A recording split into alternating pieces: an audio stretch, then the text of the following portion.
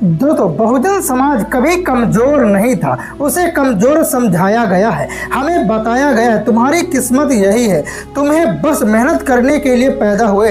लेकिन अगर बहुजन कमजोर होते तो देश की आधी से ज़्यादा आबादी हमें क्यों होते।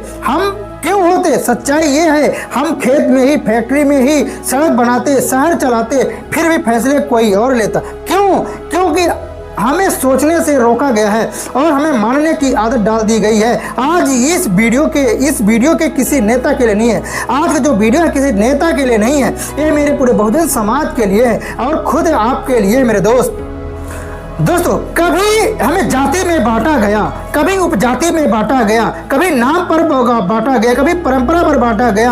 हम आपस में लड़ते रहे और सिस्टम हमें कुचलता रहा। हमें कहा गया पढ़ाई तुम्हारे बस की बात नहीं है। जब हमने पढ़ना शुरू किया तो शिक्षा मांगी कर दी गई। हमें कहा गया कि सत्ता तुम्हारे लिए नहीं है। जब हमने सवाल उठाया तो हमें अपराधी बना दिया गया। तो याद रखना, जो समाज सवाल नहीं करता उसका शोषण पीढ़ियों तक होता रहता है। बहुजन समाज की असली ताकत ना पैसा है, ना पद है, असली ताकत है जागरूकता में। जिस दिन बहुजन समाज का बच्चा ये समझ गया कि उसकी पहचान उसकी जाति में नहीं, उसकी सोच में है, उसी दिन उसे कोई रोक नहीं पाएगा। हमें किसी मसीहा का इंतजार नहीं करना है, हमें खुद मसाल बनाना है।